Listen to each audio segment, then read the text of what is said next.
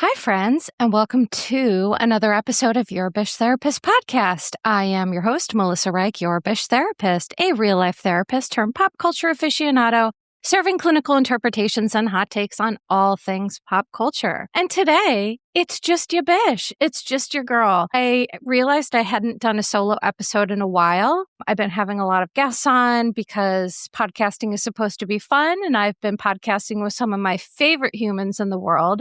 And I've just fallen into that, and I realized I hadn't done a solo up in a while. So what you can expect this week is I'm going to be podcasting with Mary Payne from Pink Shade. I'm going on her podcast, and then she's coming on mine. So this solo episode this week will be followed by that. And then after that, who knows?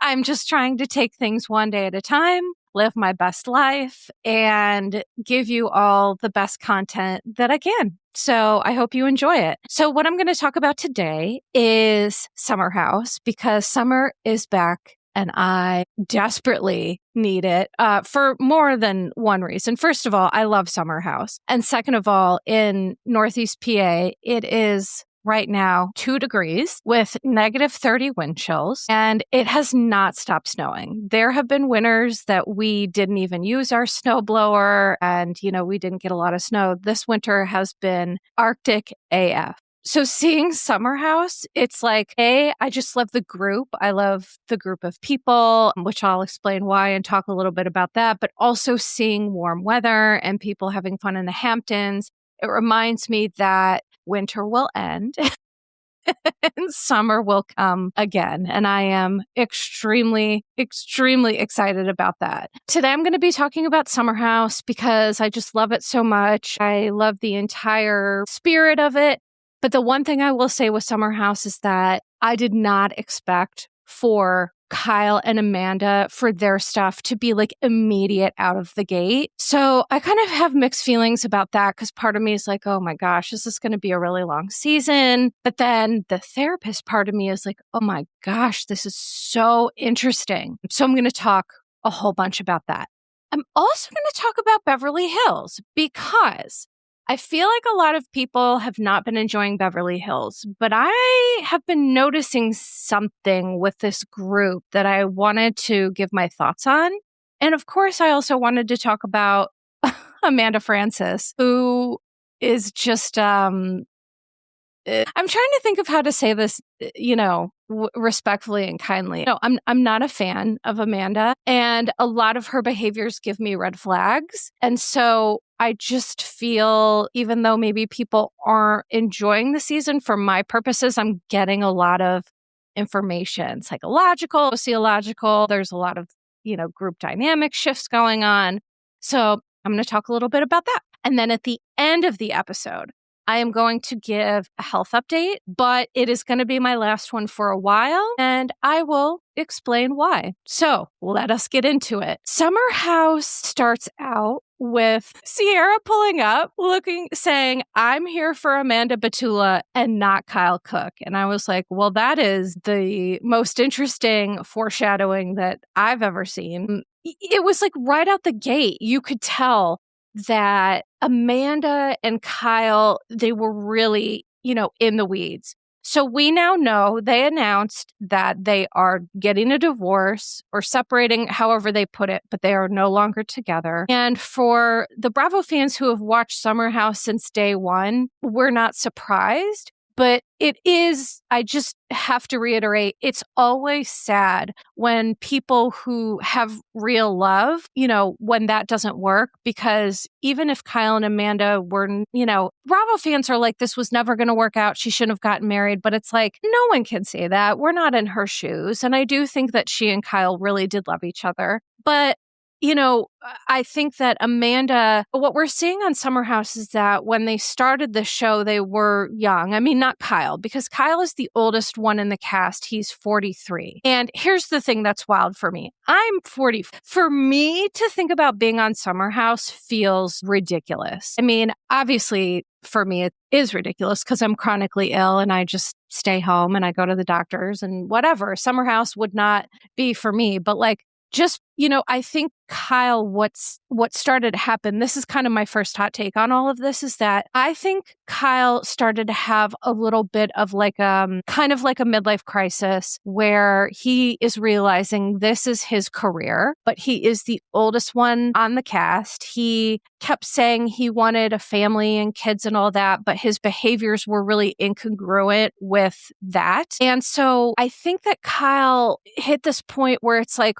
well, this is what he thought he wanted, but then clearly, like when we think we want something, our behaviors will tell the real story, right? So for people who are struggling with change or new behaviors, if we say, well, for example, I want to quit smoking, and then we don't quit smoking, well, that's showing us that there's some obstacles in the way of like our motivation. And so there's this theory within psychology. It's called motivational interviewing. And motivational interviewing kind of helps figure out where people are, like if they say they want this X, but then they're doing Y, what is going on there?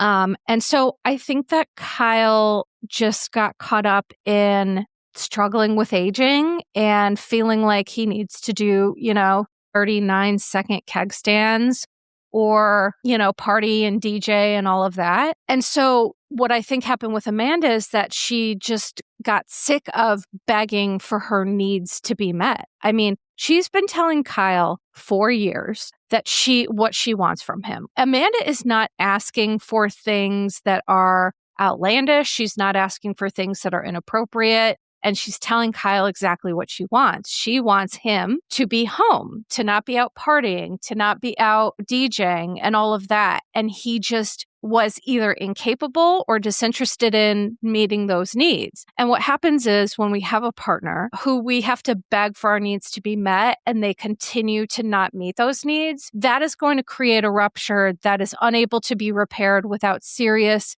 attention and behavior change. And here lies Kyle and Amanda, where Kyle just wasn't able to do that. And you can tell that Amanda, from the second of starting Summer House, she is just completely checked out.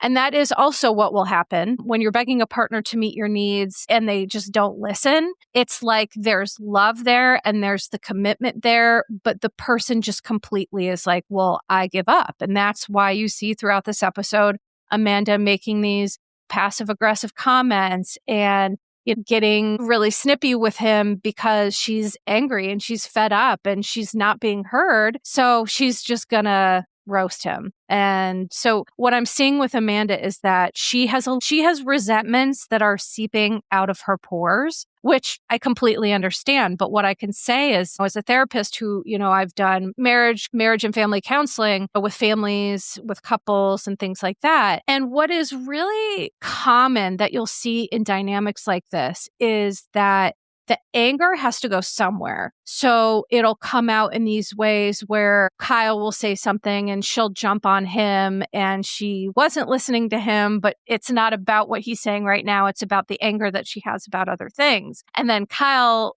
gets upset and feels like, I'm perpetually alone in this. And then he gets mad at her about, being in the pool with underwear and a bra, which is literally the same as a bikini. So I'm going to get into that all, but I was not prepared for this to be like in your face. And here's the thing. The one thing that I love about this episode of Summer House, what I was saying on Instagram, is that for me, it's one of the best season premieres that I've seen on Bravo in a while. And the reason for that is that the newbies, they give really good vibes. We're not hearing any more about Lexi. She's not even mentioned. I love that they did like an in memoriam to Paige where, they just like showed her like and the bed bugs in bed. And, it was kind of like this really sweet homage to her. But then also it's like there's no mention of Lexi. And I kind of love that. So the other thing is that what I love about this group is that they are young enough where they're a different generation, that they have emotional intelligence, even when they're behaving like kind of young dummies.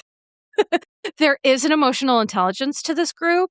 And the one thing that I love is their ability to hold space for one another. I really do love that. It's something that we do not get to see on The Housewives. And it's one of those things that it does really give me insight into, with housewives, there are these people who have been on for, almost 20 years and they're celebrities at this point and they're not open and they're not honest. And sometimes I feel like on some of the OG, franchises, there is a culture of don't ask, don't tell, or just not an openness to emotional health.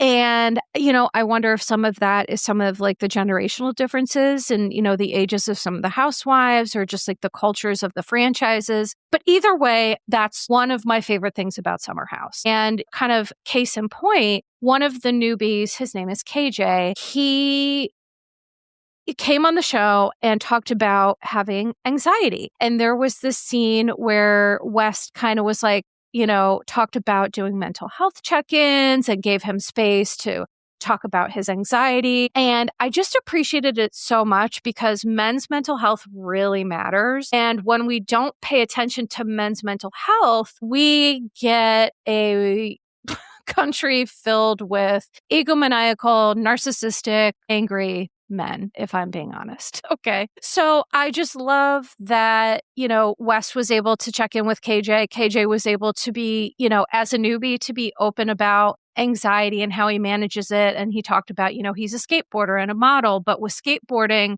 it helped a lot with his anxiety. And I'm going to tell you why that is. So anxiety really is our brain and our nervous system are reacting to things that are kind of lies. Our brain tells us that, this is something that you need to worry about. Our nervous system says this is something we need to run from. And in reality, what makes anxiety better is the ability to talk about it, to shine a light on it. And once we shine a light on it, it really makes it seem far less scary. But the other thing that really helps with anxiety is grounding. So grounding is one of those things that I used in my practice all the time, which is, you look around, what do I see? What do I hear? What do I smell? What do I taste? What do I feel or touch? And what skateboarding, I imagine, would do would kind of be like grounding because you have to be so focused on what you're doing so that you don't fall. If you're doing a trick, you have to be in the present moment. And so I always think it's interesting how people manage to save their own lives when they're managing like a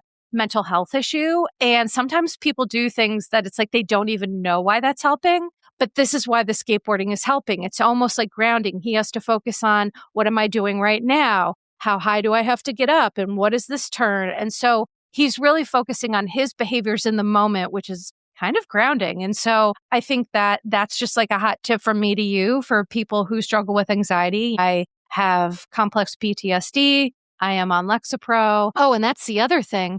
Amanda Batula and Sierra Miller went on to Watch What Happens Live, and Andy was like, you both seem happier. And they were both like, well, we're on Prozac. And what I love about that, and I did go onto their Instagram and I thanked them for that, because there is so much shitty rhetoric going on right now in the United States about mental health. RFK had just announced something about schizophrenia can be treated with diet. And to that, I say, he's a fucking idiot. That is absolutely untrue. There are tons of research that proves none of that. If people could cure schizophrenia or other major mental health issues with diet, there would be no mental health issues. Let me just say that. That is gaslighting. It is absolute weaponizing of inaccurate information. And I will shout that from the fucking rooftops. Okay? So, but I think that in this day and age, there's so much judgment around psychotropic medication or mental health issues. And for many folks, including myself, mental health medications are life-saving. And if people are not, but they don't work for everybody, right? And it is a trial and error process, and there are pros and cons to it for sure. But I just think that if it's something that hasn't worked for folks, that's fine. But I love that it's just being talked about. It's being normalized. It's being like, well, if you look at me, Sierra was like, I was really unhappy last season and it showed in her behaviors. And this season, she's working in therapy, trying to do things differently. And she's also utilizing mental health medication. Research studies show that the best treatment for anxiety and depression is a mix of therapy and psychotropic medication. Now, does that work for everybody? Nope. Is therapy for everybody? Not necessarily. But for me, I've seen it work really well for a lot of folks. It's like anything. It works if you work it, right? It's like Tamara talking about going to therapy, and she was on Jeff Lewis Live, and Jeff Lewis was like joking about how, like he couldn't tell that Tamara was in therapy. And it's like, here's the thing. Going to therapy expecting for it to change you without putting anything into it is just not realistic.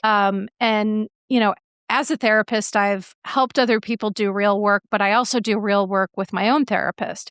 And what I can tell you is that it really is blood, sweat, and tears. It's not just going in hoping that just being in the room will automatically help me. I have to do the real work. And what the real work is outlining, what really is happening, rigorous honesty, insight into why I'm doing what I'm doing. There's this trend on social media where people are posting like rude things that my therapist said to me. And what they are is it's real things that it's just hard to hear. Like, have you ever considered that this might be a trauma response? Or have you considered how you might be playing a role in your own problems? And so I love this trend because it's like therapy isn't just someone sitting there listening, a lot of hard work and like on both sides of it. So I just, I love that this group really gets it and they talk about it and they mention it all and they normalize it. And I just think that's really amazing. So the newbies are Levi, Bailey, and KJ that we saw in this episode. And Ben, he's very dreamy. All the newbies are, very attractive, seem like very sweet. So they're driving up. Amanda's driving up without Kyle, which again was like, yeah, she's sick of this man. And she admits, I'm not 100% supportive of his DJ career. And Sierra summed it up perfectly, saying, people are becoming DJs because they don't want to go home, and people should just be honest about that. And to that, I say bloop. Bloop. That is real talk. And here's the thing. Sierra is friends with Kyle and she's friends with Amanda. Now, Amanda is her ride or die, but I trust the fact that she is the only person who is seeing both sides of this. And here's the thing. Kyle is human. He's imperfect. I'm not saying he's a bad guy, but he's just not being a good husband. And so Sierra knows this. She's hearing everything that's going on from Amanda. She's hurt too. It's like, you're supposed to be my friend and you're supposed to love Amanda, and you're not doing that. So throughout the episode, we see Amanda and Kyle take jabs back and forth. Amanda said Kyle lost his wedding ring, so she refused to wear hers, which was a huge red flag. She also called Kyle out on choosing his career based off of a spiteful comment he made in a past argument. And production showed up with receipts that was actually hilarious and that did happen. He was like in a fight and he's like, oh, what do you want me to be, like some DJ or something? And then it's like, you made your whole career based on that. I don't know. It was just like really funny and super accurate. But so this is stuff that I was saying happens in couples with chronically unresolved and cyclical issues. Anger and resentment comes out sideways and can be seen in passive-aggressive interactions like these. I love that Sierra and Carl had this moment where they kind of acknowledged like they're better as friends, but maybe in another life something could have happened, because I think they're just so like-minded. And, one thing that I'll say about Carl is that there are a lot of folks on the Bravo network that will say that they're in recovery and then their behaviors are completely incongruent to that of someone who is truly in recovery. Carl is one of the few people, Carl and Gina Kirschneider, both are two people who they are actually sober. Well, okay, so here's the thing. Gina never said that she was like in recovery per se. She just is sober and not drinking. But Carl is someone who's actually working a 12-step program, and you can tell in his behaviors. And here's the thing. 12-step programs aren't for everybody, but here's why you can see it in people's behaviors. A 12-step program is essentially a way to say, let me look at my character defects. What are character defects? Those are the ways where we need to work on ourselves. It's looking at our behaviors and saying, how did this contribute to my disease of addiction?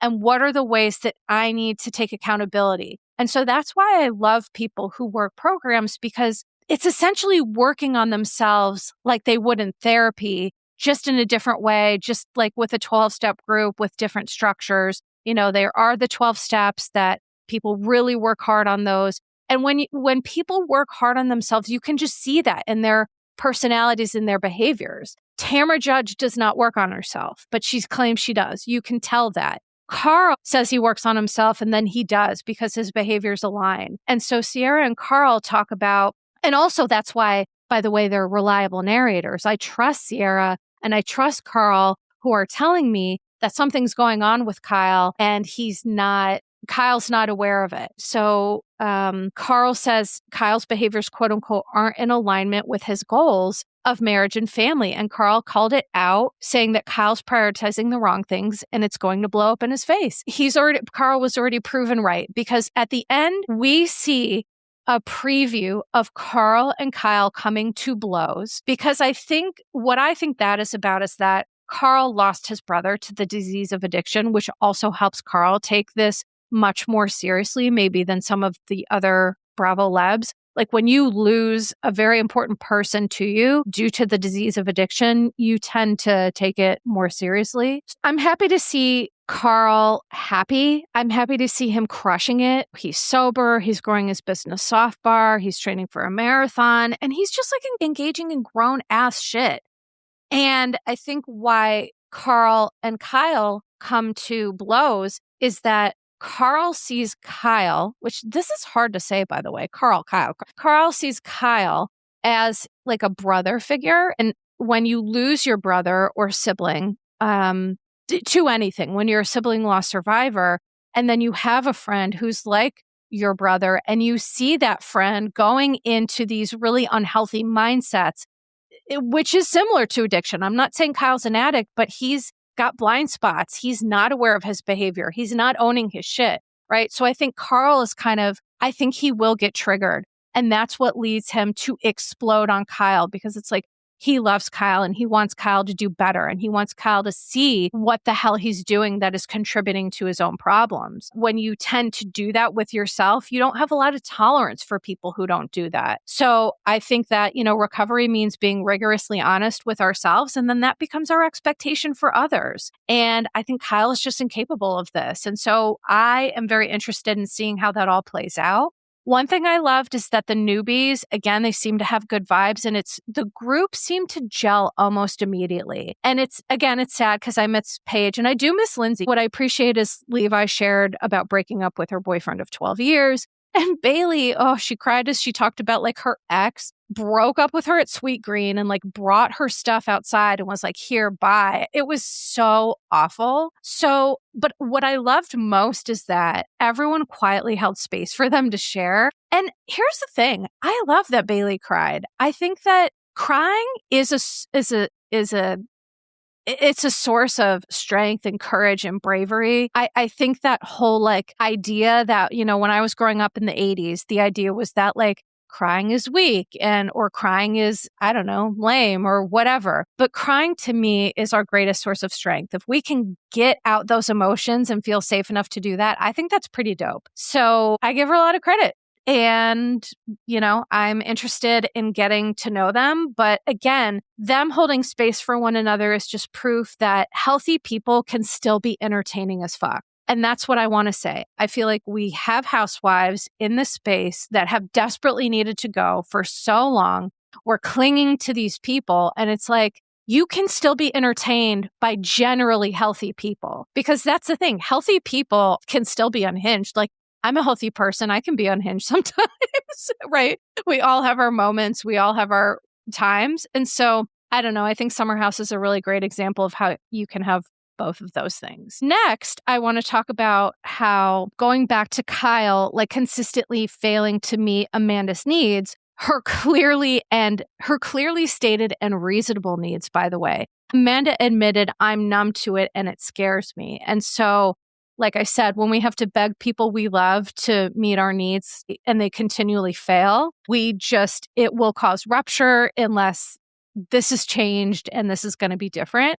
But the most important thing is the process feels really scary. And this is what I wanted to talk about for a moment, is that Amanda's married to Kyle and she's realizing that this guy isn't going to be able to meet her needs, but they're married. No one wants to go through a divorce. Nobody wants that. And when people ask, why do people stay in relationships for longer than it's healthy. There's a million reasons, financial, emotional, just like the basic thing of housing, who's going to split what. It's just a process that nobody wants to have to do. And so I can sense that Amanda right now, she knows it's not going to work, but it's scary because this person has been your life for, I know they've been married for 4 years, but I forget how long they were together before that. Anyway, it's just a really scary thing. And so I just wanted to kind of put that out there. But one thing I noticed is that throughout the episode, Kyle made inappropriate comments indicating he's checked out, using work and Amanda as scapegoats. A scapegoat is something like a person in a system who gets blamed for the dysfunctional system at large, but they're the one who gets blamed. And so Amanda's getting blamed for Kyle being checked out. Kyle said, there's only so much Netflix and chill, so I had to DJ. I'm like, bro, are you complaining about watching TV and having sex with your hot, awesome wife? Boo friggity who. And then Kyle whined, every summer Amanda makes me feel like I don't exist. And here's what I have to say about that. Kyle admits in a confessional that from January to June of 2025, he was only home for 10 days. Do we understand? January to June, he was home for 10 days. Do we understand that? He is the problem. Amanda's upset because outside of filming, Kyle acts like she doesn't exist. But then when they go to film Summer House, he demands like her loyalty and her intimacy, most importantly. So he's like, hey, the whole year, I'm going to pretend you don't exist. I'm not going to meet your needs. But as soon as we get in this car to come to the Hamptons, I want to be intimate with you. I want to be doing all these things, but I don't want to do anything that you want to do. I just demand that from you. Do we see how problematic that is? Kyle is unaware of how he is literally causing his own problems. And to someone like Carl, who's in recovery, that can easily spot that, that's just going to be kind of intolerable. And so the last thing I'll say as I kind of wrap this piece up is, if being a DJ is your job, you go home to your family after your job concludes. If being a DJ is a self-serving midlife crisis, then you will weaponize it and use it as an excuse to neglect your home life while making others feel like they're unsupportive. And I think that's what Kyle's doing. Being a DJ is not an excuse to be partying or all these things. Like, if that's your job, you can do your job and then come home. But Kyle doesn't want to do that. He's using it as an excuse because I think he's afraid to also come to terms with the fact that he is not able to meet her needs. So case in point, at the 4th of July party, Kyle complains to like random people that he and Amanda are polar opposites. And by polar opposites, he means she's an adult and he wants to be Peter Pan. He'd fit in really well with those Southern Charm boys. So Kyle drunkenly slurred as Carl checked in that he and Amanda are drifting and it's concerning. And Kyle said he feels happy when he's DJing. And Carl literally said, it's because you're getting attention. And I swooned at Carl when he said that. I was like, an emotionally intelligent man who's like calling his friend on his shit. Swoon. I love that. But like I said, healing means accepting hard truths about ourselves. And Kyle just like is not in for that. And I think that Kyle, literally, here's how I look at it, is that for people who don't do the work and don't know how to accept hard truths about themselves, it's like a foreign language that Kyle's not understanding. Like Carl and Sierra and Amanda are all speaking this language that Kyle's like not understanding. And he doesn't realize that that's because of him. Kyle, the only honest thing I feel like I really heard him say, at first he said, I don't know what's going to make her happy. And then he said, I don't know if I can do it. And I think what he is starting to realize is that he does know what's going to make her happy because she's clearly and consistently and appropriately telling him. But I just think he is not up to the task. And I think he does know that. And so the episode ends with Kyle yelling at Amanda about being topless in the pool. And so here's what I think this is really about. His angry desire to control her is more about knowing they're drifting and trying to do anything other than changing his own behavior to prevent that. And that's a clinical read, honey. And so the last thing I'll say is that when we saw Amanda and Sierra FaceTime with Lindsay and we got to see Gemma's squishy little baby hand, I just love that so much. Oh God, I love squishy little babies. They're so cute. But the thing is that Amanda told Sierra that she's having trouble discerning her thoughts about her marriage from the Bravo fandom thoughts about her marriage on social media. So it's just a reminder that these people we watch are humans and we need to be mindful about how we're speaking about them in real life. They're not characters. They're actual human beings. Like, for example, if I was covering, there's a ton of shows that people want me to cover based on that are fictional. Those people you could go on and on and on about because they're actually just characters. They're not real people. They're a real person playing a character. These are actual real humans. And so it's funny that people dislike me so much because they think I'm unethical when I am in reality one of the few people saying these are people are humans. Let's watch how we talk about them. But hey, what do I know? So that's my thoughts on Summer House. And let me move on to Real Housewives of Beverly Hills, because here's what I feel like I'm noticing about Beverly Hills. And I want to see what you all think of this. Rachel Zoe is one of the greatest new additions to a longtime franchise in a long time. Rachel Zoe is just authentically herself. She dresses as she's like a work of art, and that's like, she loves it and that's her thing. And she's so emotionally intelligent, and she's just coming out of this relationship with Roger, who, by all accounts, from what she's saying, Roger has been verbally abusive. He turned into somebody that she didn't know. He cheated and had this girlfriend, and he's introducing this girlfriend to his kids, like casually without Rachel knowing at summer camp. And so I think Rachel, we're seeing someone who is in her transformation era to, and you all know that healing isn't an era, but I think that Rachel, I'm seeing her come out of this relationship and just be like, I don't have time for bullshit. And she doesn't have time for Kyle's bullshit either.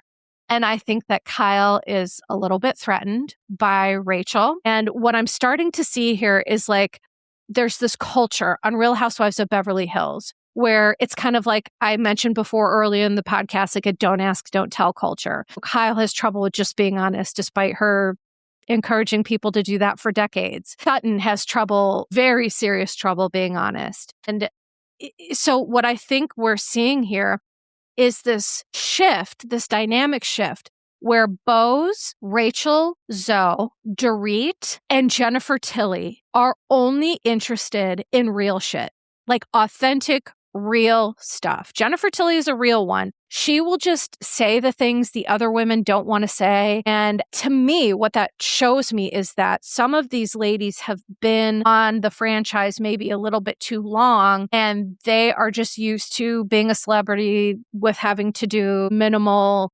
vulnerability. But Boz and Jennifer Tilly and Rachel Zoe are like, we don't like this. And at dinner, at, Dorit and Erica's birthday dinner from hell, I felt like when Rachel Zoe spoke up about, let's just give Dorit some damn grace. But Kyle will not get her foot off Dorit's neck about this PK stuff. And it literally triggered Rachel to just be like, I am seeing them judge her. And then I feel like I'm going to be judged. And then, Boz and Dorit, they go outside and they talk, and then the rest of the group leaves. But when Rachel Zoe stood up for Dorit in the moment, you could tell Kyle was so pissed. And I'm going to be honest. People call me a Kyle apologist. I have been open about my adoration for Kyle. She's not perfect, but I certainly have loved her. I have never disliked her so much as I did in this scene, because all Dorit is asking is just to be heard and not to be judged. Is it the smartest thing for Dorit to be talking badly about PK on camera?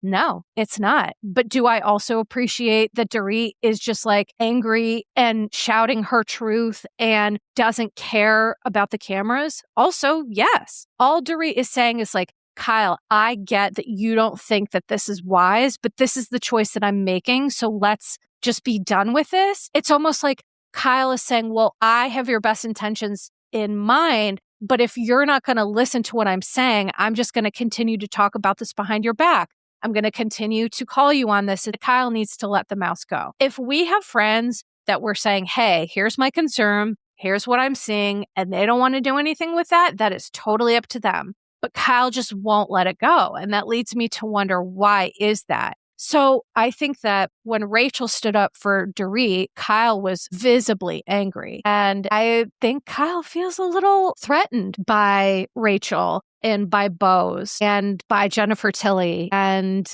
I think we're going to start to see this group fracture where it's like a tale of two cities, where it's like a tale of two EQs, where, the old school way of doing Beverly Hills is going to be like over here. And then the new school way of trying to do it is going to be over here.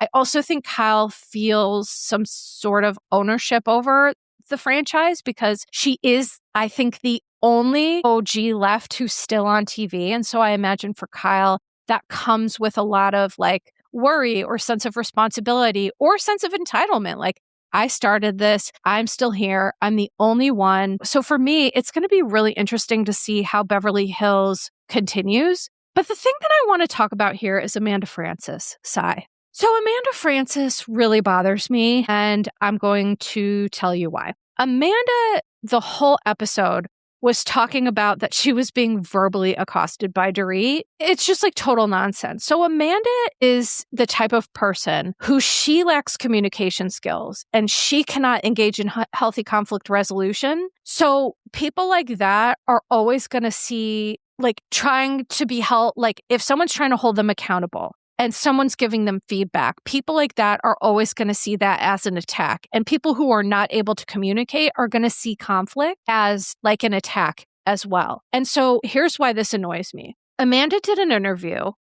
where said, I got my master's degree in counseling. I worked as a therapist. How I got here, meaning to doing what she's doing now, is I'm a therapist turned coach. Then I became a business coach for life coaches. I started creating digital courses to train my coaches, and now I own an online education environment.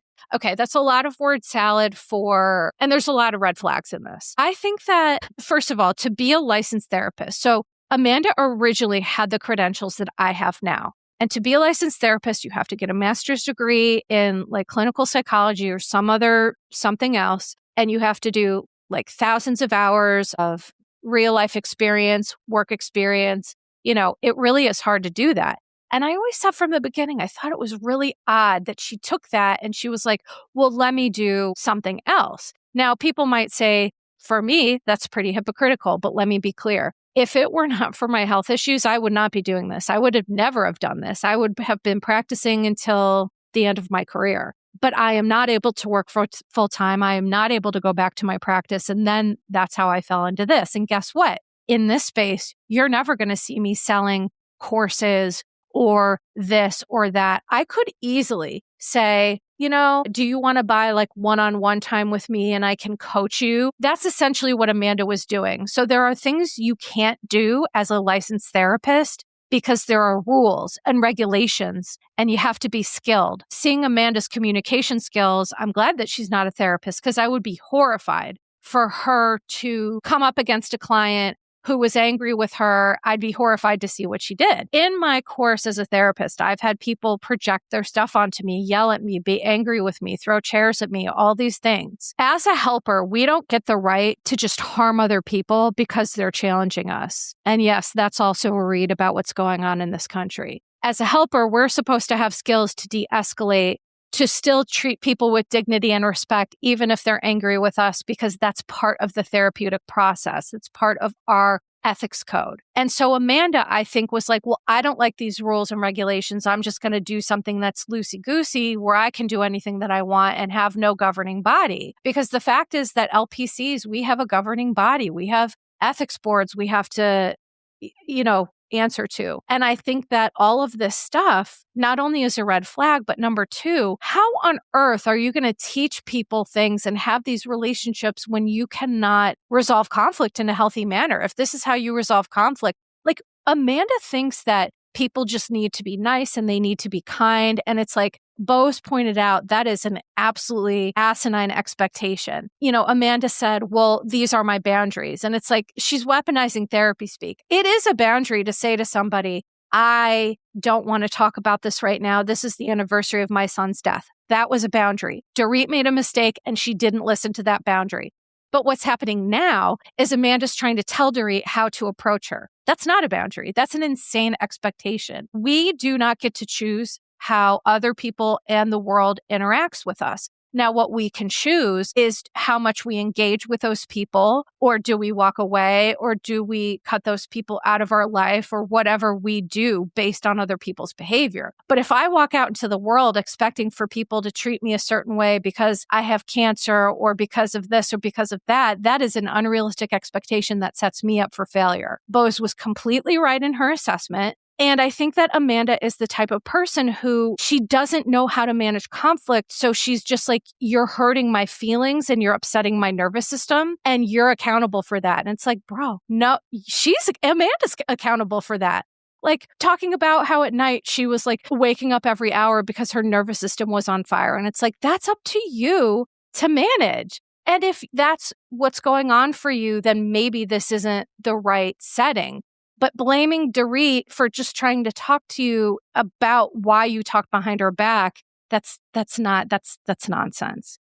I think also the thing that frustrates me going back to Kyle is that I believe that Kyle is projecting onto Dorit because Dorit is having this flagrant emotional expression, just saying whatever she wants about whatever she feels. And I think Kyle projects onto Dorit because she kind of wishes she could do that, but she would never speak that way publicly about Mo or anything or anyone else. I think Kyle, Kathy, and Kim grew up in a don't ask, don't tell family dynamic. And they are all very choosy, I'll say, about what they will bring up on camera. And so I think that Kyle looks at Dorit and it's almost like, when we're projecting onto other people, it's like, I think Kyle feels she wishes she could do that, speak her truth more. And she doesn't realize that she can. She's just been kind of bred and encouraged to not do that.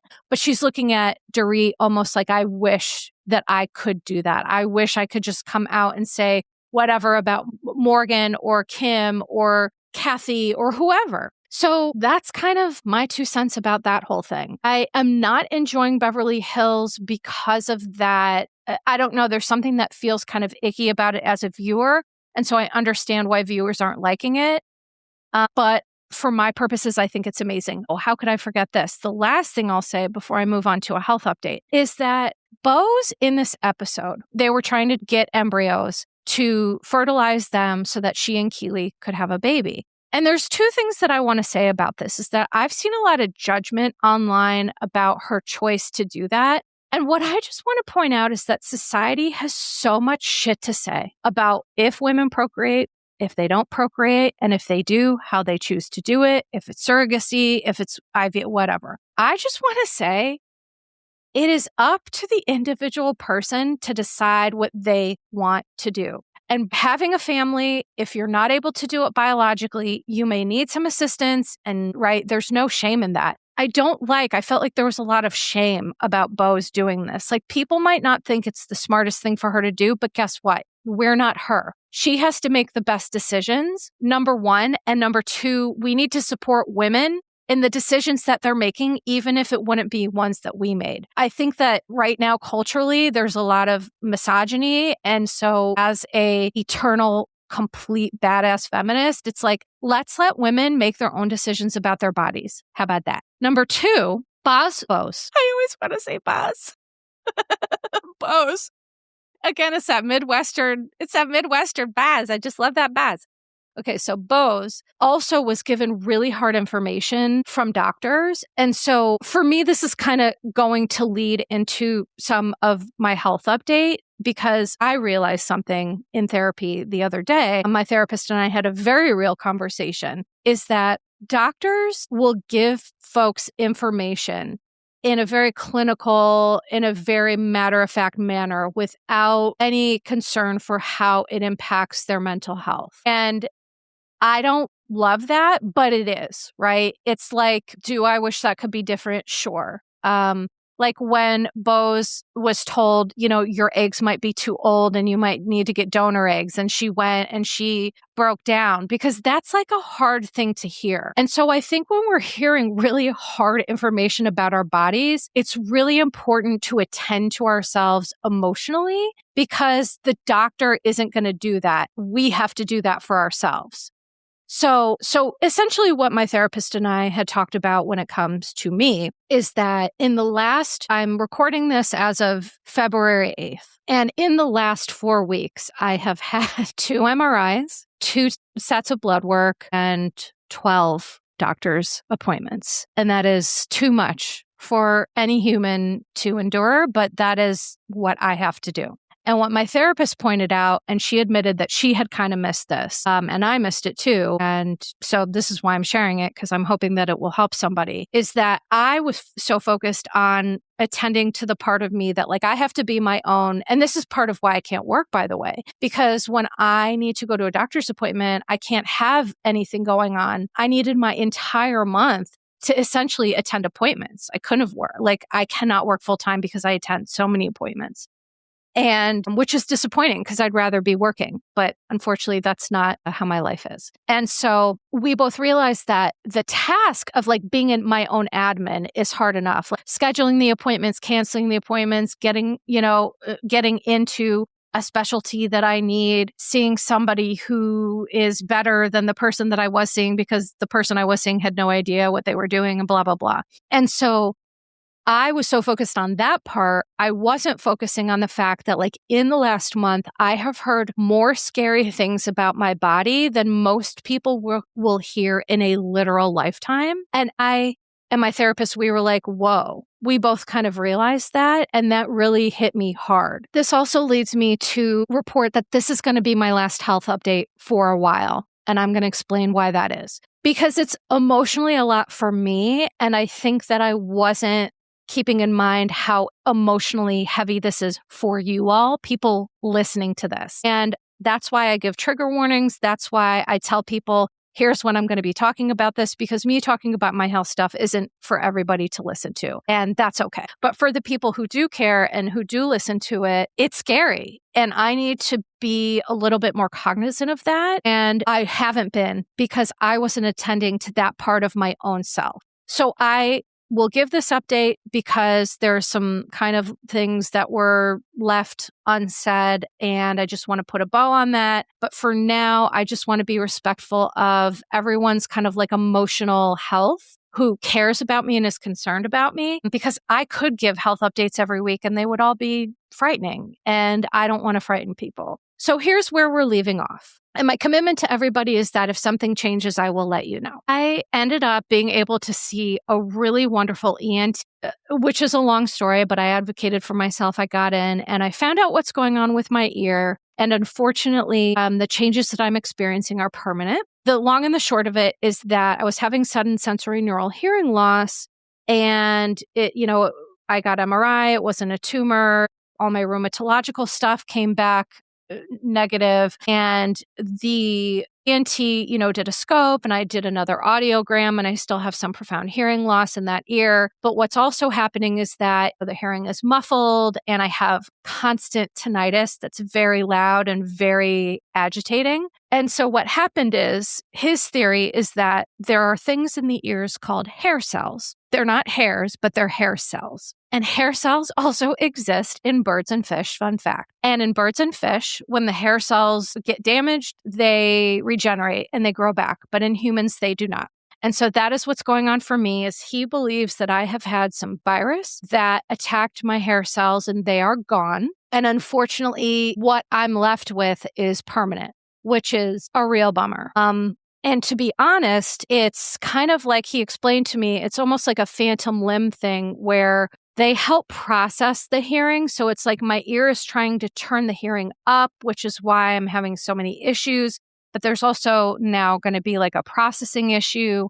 And so, for example, when I go into restaurants, I cannot hear anything. It is painful. It's challenging when I'm in loud environments. And also, I've been having a hard time just even hearing my husband and things like that. And so I am adjusting to that.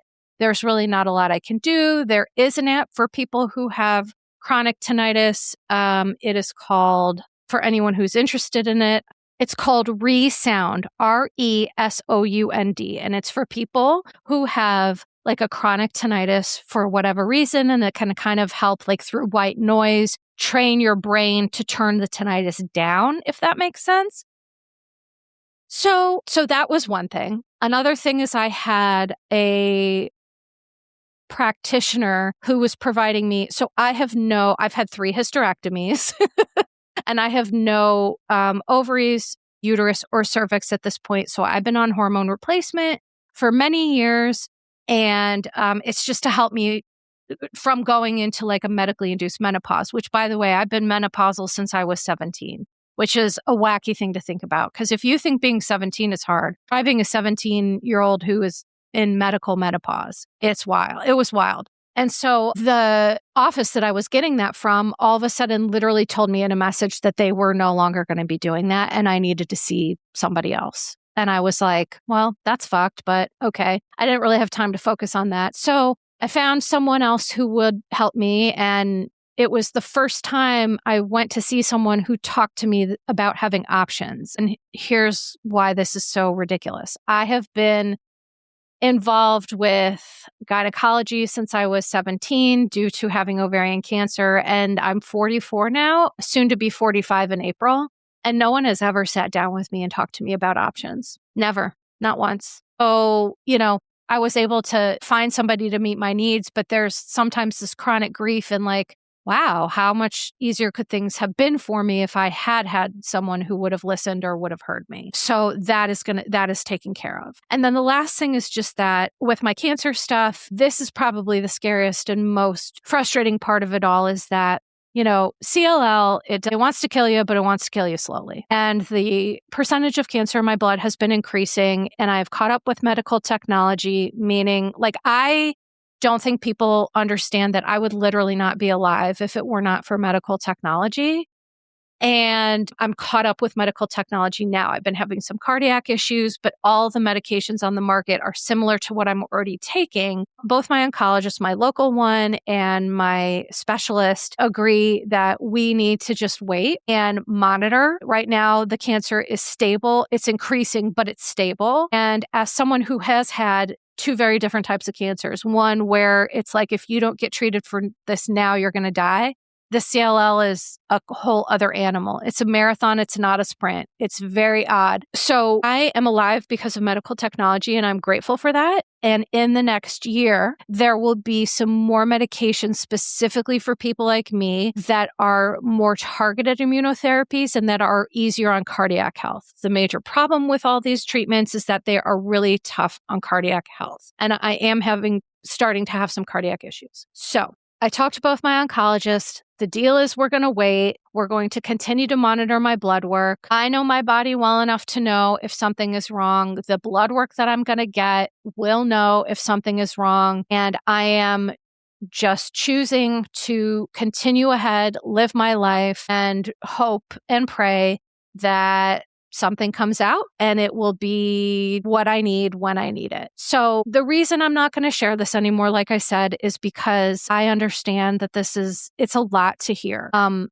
what I talk with my therapist about is like, I got all of this information in literally 7 days of time. And that's too much for anybody. It's too much for me. It's too much for you. It's too much for all of us. So now that I understand that and I am attending to that on my end, I'm going to be attending to this on your end as well. I'm going to be mindful about how I share and what I share. And, I don't want people worrying and super concerned and all of that stuff. So I hope everybody understands. And I promise I'll give an update if there's something that needs to be updated, good, bad, or otherwise. And I just appreciate the folks that have hung in there in this podcast, that they do listen to the health updates, because while I understand these health updates aren't for everybody, it does mean a lot to me for the folks who listen. For me, being listened to and being heard is a big thing. So while I understand it's not for everybody, I just appreciate those of you who really are my ride or dies,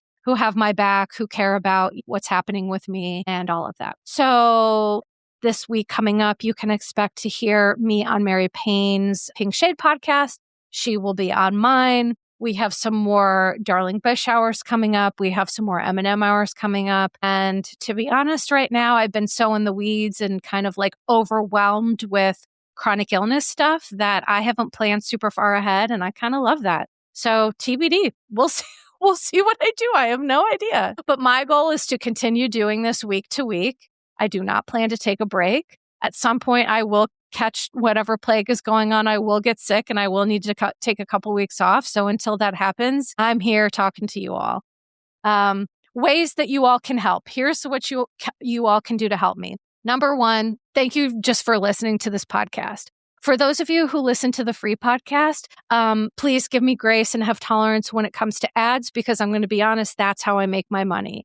I am not someone who is going to just read ads for BetterHelp or for Grow Therapy, which I think those platforms are bullshit, and I think they are harming more than they help. There's a lot of data mining. There's a lot of unprofessional stuff on there with therapists that gets left unchecked. And it's just something that I'm not going to read ads to make money if I don't agree with them. So that's why I have nothing.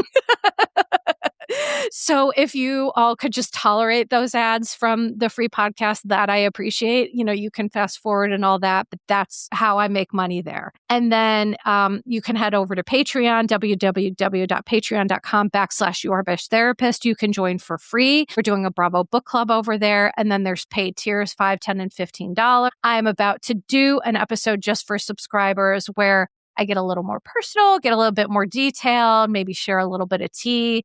And the reason why I can't do that on the free podcast is, unfortunately, there are a lot of people who really dislike me and they want to weaponize things that I say. And so that's why I have to say it behind a paywall. I do.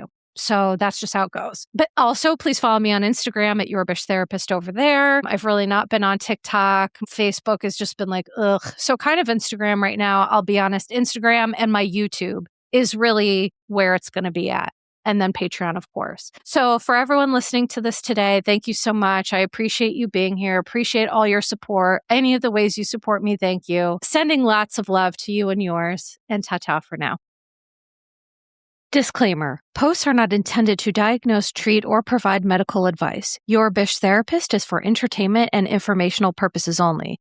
The podcast, my opinions, and posts are my own and not associated with past or present employers, any organizations, Bravo TV, Greyheart Productions, or any other television network. The information in YBT podcast and on its social media is provided for general informational purposes only and is not intended to diagnose or treat. Please do not act or refrain from acting based on anything you read, see, or hear on YBT podcast or associated social media. Communicating with YBT via email and or social media does not form a therapeutic alliance. Melissa, operator of YBT, is unable to provide any therapeutic advice, treatment, or feedback.